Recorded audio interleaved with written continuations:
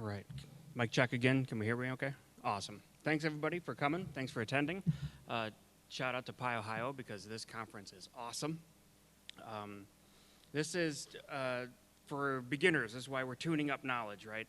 And we're going to take a look at under the hood of a search engine, kind of see what makes these things tick.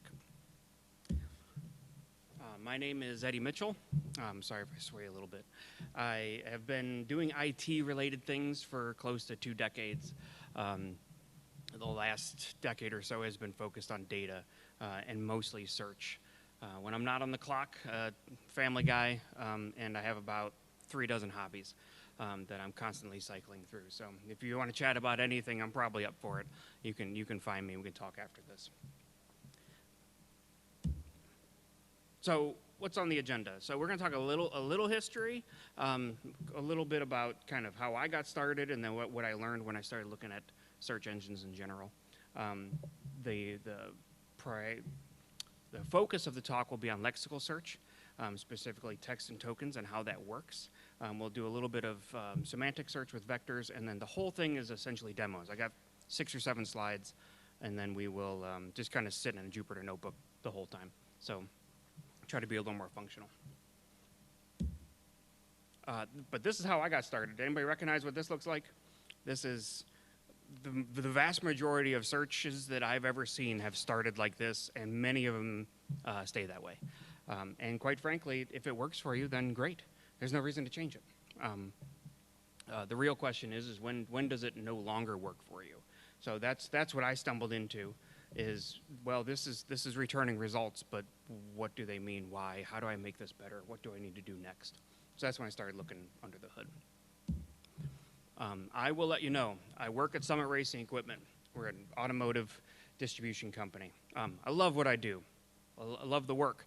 I know nothing about cars. This is the extent of the car references you're going to get right here, because that's pretty much what I look like when I pop the hood on my car. And that's what ChatGPT thinks I look like when I'm looking at cars and or search engines. But this is the journey. This was what I started with. How does this thing work and why? And a couple of little tidbits that I learned is information retrieval in general conceptualized in the 40s-ish. And then one of the main algorithms that was used for how we do lexical search, called TF-IDF, we'll talk about later, took hold in the 70s. This stuff has been around for a long time, and it's still very much used in many of the same ways today. So I found that was fascinating. So when we talk about lexical search, what does that mean? Lexical search is based on words, okay? And these are what I consider to be the 3 pillars of what lexical search can do. We have to tokenize our data. We have to properly store it so that we can index it and search it. And then what does scoring mean, and how does that work? So we can dive into tokenization. What does that mean, and why does it matter? Essentially, for our purposes here, we're going to take a string, we're going to take words, a bucket of things, and we're going to turn it into smaller pieces and call them tokens. Okay? In this case, this sentence turns into 9 tokens, splitting on white space. We have an array of strings that we can now look through.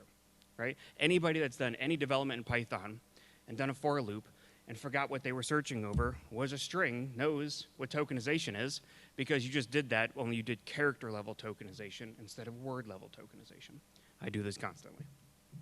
I don't know, who was in the last talk that was in here?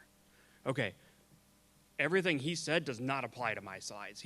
That was phenomenal. My slides are going to be pretty rough around the edges when it comes to actually good-looking Python. So, but let's dive into what those demos look like. We have a little bit of setup to do, and actually I had to run through some of these to get the display working correctly here. So we import pandas, NumPy. Anybody that's dealt with data, these kind of come standard, right, anymore. And then some display features. But this is our primary data set. We're talking books. A lot of people know what books are. They know authors, they know titles.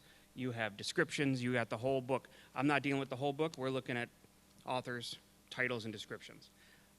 But conceptually, when we talk about how we're going to index, it'll start to make a little bit of sense. So this is our book data set. I have 2 books in here that I displayed so you could see them. and then a whole bunch in a JSON lines file that I'm going to import real quick.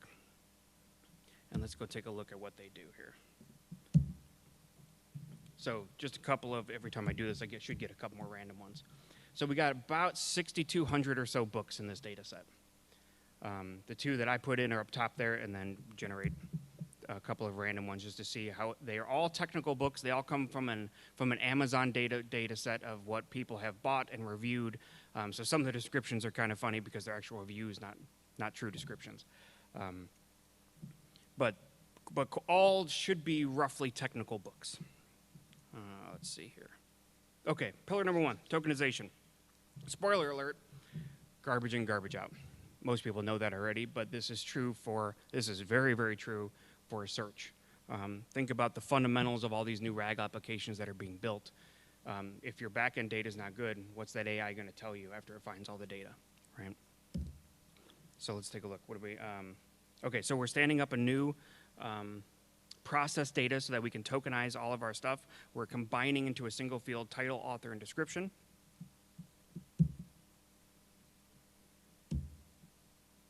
A couple of helpers, because we need to be able to show these books, and then let's see what one book looks like. So after tokenization, we see our book from Mark Lutz for learning Python, and you can see how every single word has been turned into an individual token. Now I can more effectively see what is in this and actually compare against it.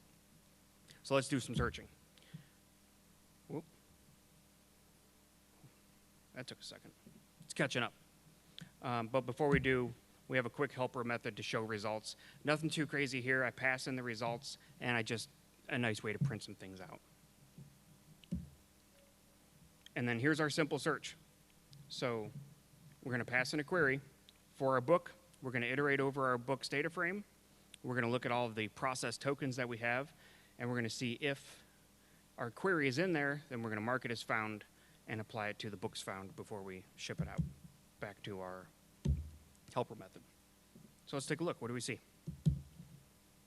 So quick search for Python. Out of these 6,200 books, we found 16.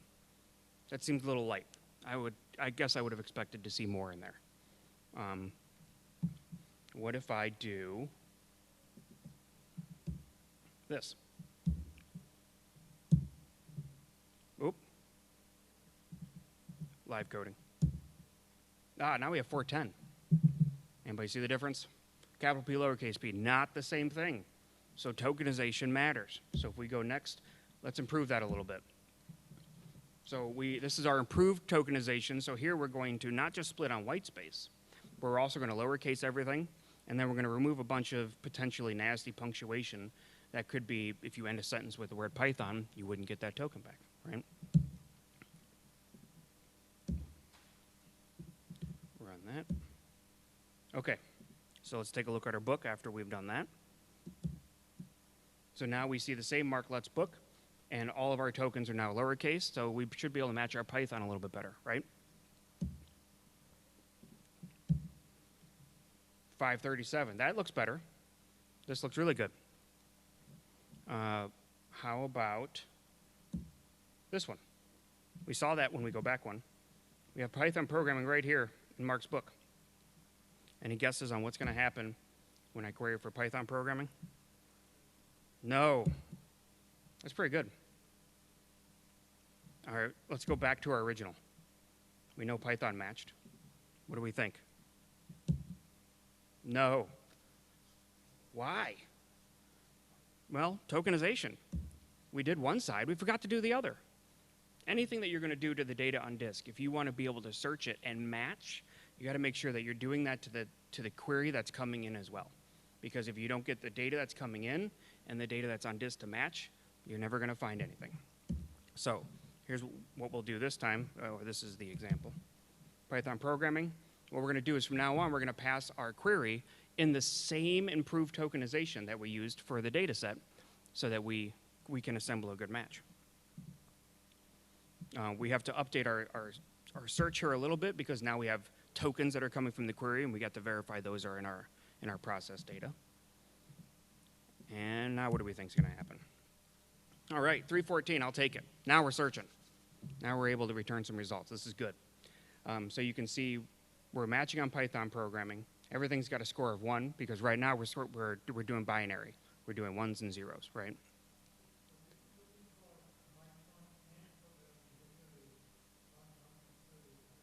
That's correct.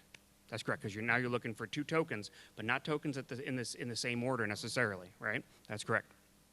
Okay. Okay. So we have some semblance of searching for tokens. That's good. So what's the next pillar? Indexing. Because, wow, that's a lot of table scanning. What we just created was effectively the example that we saw in the SQL example. We have a forward lookup that's saying you're going to go through every single document and you're going to find everything that's happening. And that's a lot when you get to 50 million records, right? So how can we make this more efficient? In all of the big, I shouldn't say big, in all of the standard lexical-based search engines, they're going to use what they call an inverted index to try and speed this up. And that's going to include SQL Server with full text indexes, MS SQL or MySQL. That's going to include Elastic, Solr, Lucene, all using the same overarching concept, where they're going to take the data and instead of looking up by document, we're going to turn it sideways and we're going to find each token and then map those tokens back to their documents that they live in. So let's take a look and see what that looks like. So here's our quick inverted index function. We're going to loop through everything and we're going to build out our dictionary, our list that will have all kinds of different tokens and then their associated documents that are going to be in them. This one usually takes a second, as it has to loop through all of them again.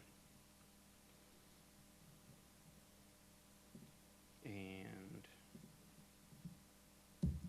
oops, forgive me.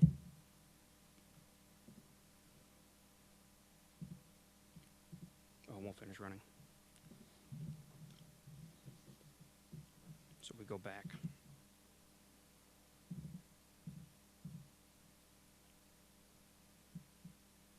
All right.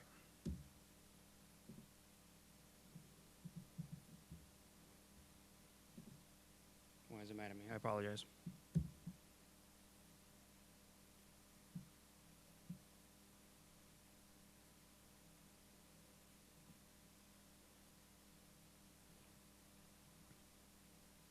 Might need to switch to the other one. Oh, there we go. Perfect. Okay, so if we take a quick look at what the inverted index looks like. We have 87,000 unique terms that sit in this 6,200 book data set. And you can see this is kind of what it looks like. So now I have solutions, and these are the documents that are associated with those. And then there's 1,300 total, right? So now we're going to search again. We have to redefine our search a little bit. This time we're going to get a little more complex because I want to do ands and ors and see what is in our inverted index. Our show results need to be updated as well, so we'll add some additional logic to handle the ands and ors.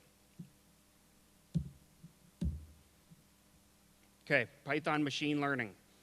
We're going to be doing ands. So the first thing we do, we tokenize our query, and then we go find our results, and then we're going to show those results. Awesome. We're getting better. So now we have Python machine learning. We're using our newly found inverted index, which when we scale, which will get significantly better for us, because you're going to end up with a lot more documents than you do potential combinations of tokens. You're just a couple of slides ahead of me, because that is going to be some of the next questions. So we're a couple of quick examples. Now we'll do an OR. So before we did Python machine learning with an AND, we found 209. Python machine learning with an OR, 2100, right? Because if you do ORs, you're going to get a lot more results that come back.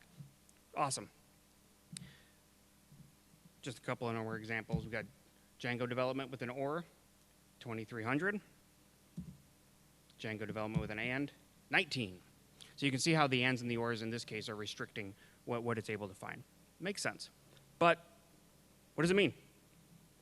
How do I know what's a good result versus just a bad result? These are just matches.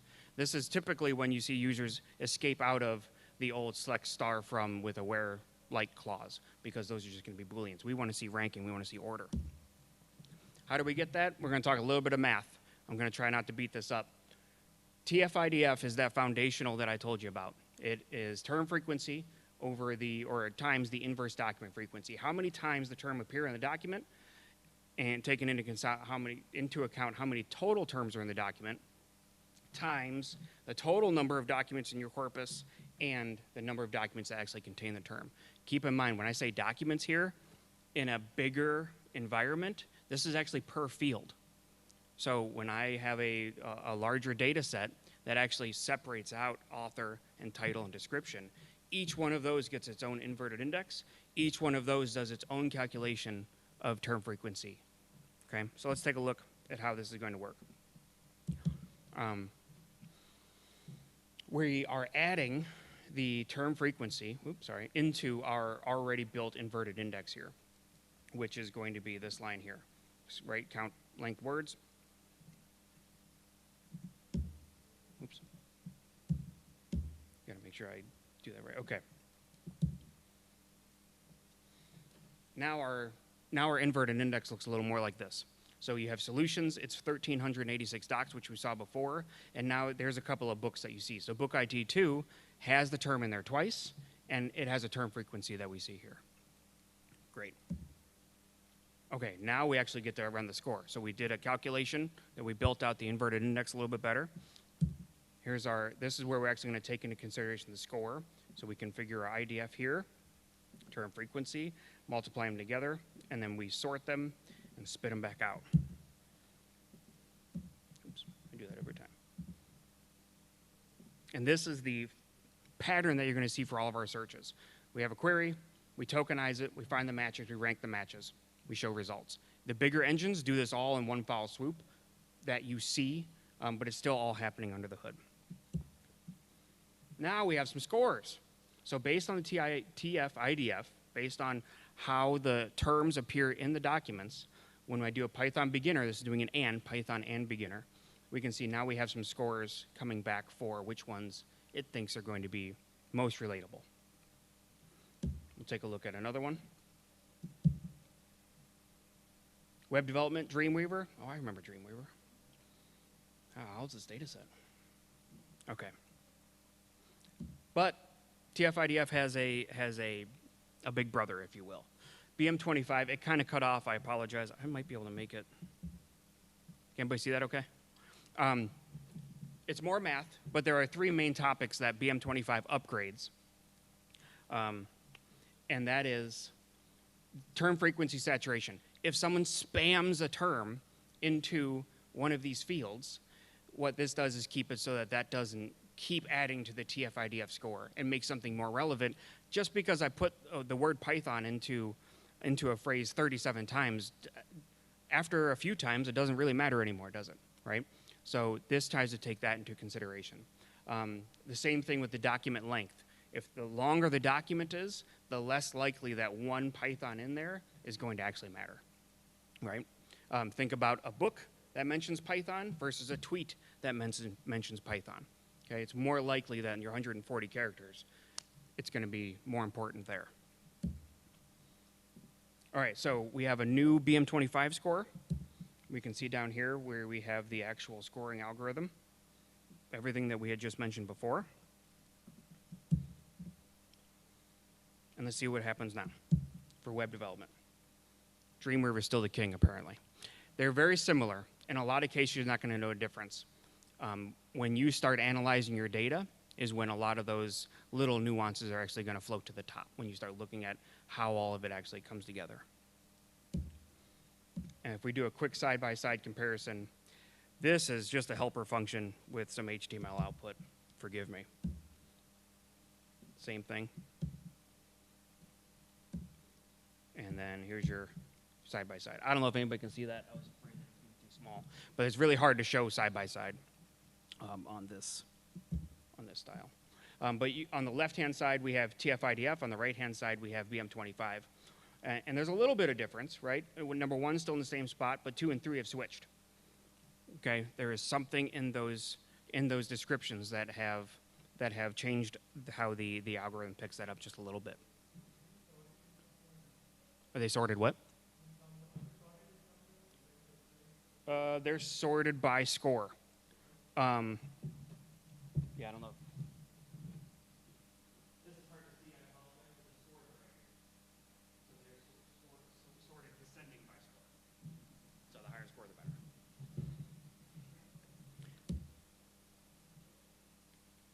Okay, how about this one? What do we think is going to come back? What's the best book for Python beginners in web development? Any ideas? Nothing. Yeah. No, you're right. That's what should come back. But nothing came back. This is a full sentence with punctuation and a lot of tokens. And we're doing an AND query. And what we're asking it to do is find every single one of these in our combination. It's really not going to. It's not really not going to do that very well. This is where we get into the idea of what is lexical search, just looking at tokens, into semantic search, which is when you try to understand the meaning. Right? Now, there are ways to do that with lexical search, okay? And there's a whole lot of things that we haven't talked about in here that all deserve their own talk. Multi-field, synonyms, text expansion, shingles. There's all kinds of cool things that you can do with the tokenization and with the query understanding to help understand intent for what you're looking for, right? So keep those in mind. Lexical can still be very good at it, but you gotta account for everything. What we're going to take a look at is the idea of vectors, okay, which have been thrown around all over the place, but I couldn't show you lexical and not show you a little bit about vectors and how they work. So if anybody heard of vectors lately? Okay, good. Vectors are using a machine learning model that has a volume of contextual understanding of how words relate to each other. And then it gives you back what looks like a big array, a big list of numbers. Okay? We then use math, we'll use cosine similarity here, to take a look at those numbers, compare those against our query, and see what documents make sense. Okay? All right, for the sake of time, because you don't want me to stare at you for 2 minutes, I'm going to switch over to here.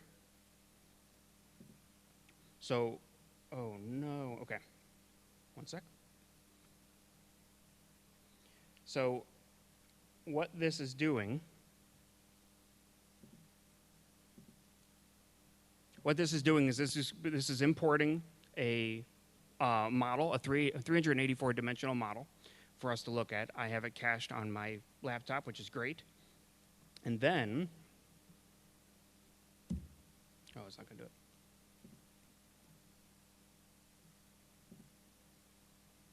Let me go in here. We're going to add an embedding field to our data frame, loop over all of our text again. You'll notice I'm using the full text this time. I'm not looping over the previous tokenized process data. I'm taking it as a string again because the model's going to understand that a little bit better. And then we're creating our vectors for each one of these. In this case, it created a vector for each. Okay, let's see, big bucks, no whammies. Okay, so here's an idea, here's just a general example of what a vector looks like. I'm only showing you 10 dimensions of the 384 that are available, okay? But that is your list of numbers there. Now we're going to create a vector search, so we're going to pass in a query. I'm going to tell it how many I want. Vectors are distance-based, which means they're always going to return something. It's not a matter of if it matches or not matches. It is how far away is this thing. And that's something to keep in mind. Whenever you're doing a vector search, you're always going to get results. And that's one of the nuances in dealing with it versus lexical.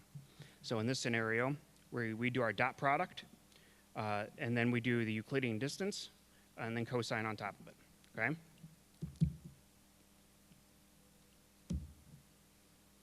All right, what's the best book for Python beginners in web development?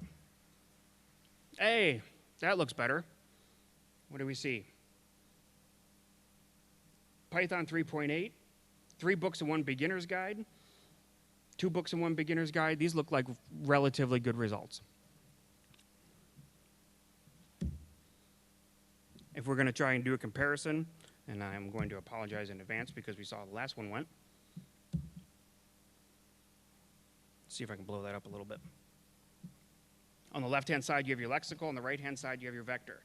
Some would say good, some would say bad for both. This is when the key takeaway is search is always going to be subjective. You're going to ask two different people, and they're going to give you two different answers on what is a good result versus a bad result. And that's an entirely separate talk as well. I think if I click here, I might be able to scroll now. Yeah. If we compare the Flask web development, this is a good example of distance versus matching. On the left-hand side for lexical, there's only two matches. There are no other documents that contain those terms in that way. In the vector, it found a whole bunch because it's not a matter of matching or not. It's a matter of how far away is it, right? All right, quick recap. Lexical search, highly based on tokens. Your junk in becomes your junk out. So it really matters on how you are able to tokenize and make sense of what you're putting onto the data. You have to do the same thing to your query, right? TF-IDF and BM25 are great for relevance, assuming you have good tokenization and good data, right? And then there's a bunch of features that you can put on top of it to help understand the intent from a lexical perspective. And inverted indices are kind of the engine behind it all. They're what help you do this very fast at scale. And when you look at the inverted indices in the bigger box solutions, Elastic, Solar, Lucene, their data structures are far more advanced than what we built here. But ours did essentially what we were looking to do. Semantic search, there's a bunch of different ways to do it. We just talked about vectors. Using distance of vectors to help us determine how closely related documents are based on whatever model you are going to use. Now remember, your model is very important. So whatever it's trained on, that's how well it understands the data. Likewise, you have to use the same model on your query as you have on disk. Otherwise, your results are going to be all kinds of funny, and it's really hard to explain. Okay, but both are wonderful tools in the whole world of relevance. Resources. If you're interested in search whatsoever, this book, the top two books are phenomenal in covering all kinds of different things about search and relevance in general, including everything we just talked about here. And then if you're ever looking for a search community, Open Source Connections manages a search community, and they are wonderful people. I recommend this will take you to their page. You can scroll down and find the Slack, but it's some of the best minds in search are in that Slack. It's awesome. And I think that wraps me up. That's all I got. Thank you very much.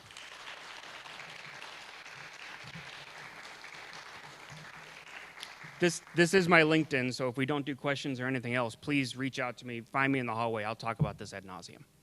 Okay, thanks, everyone.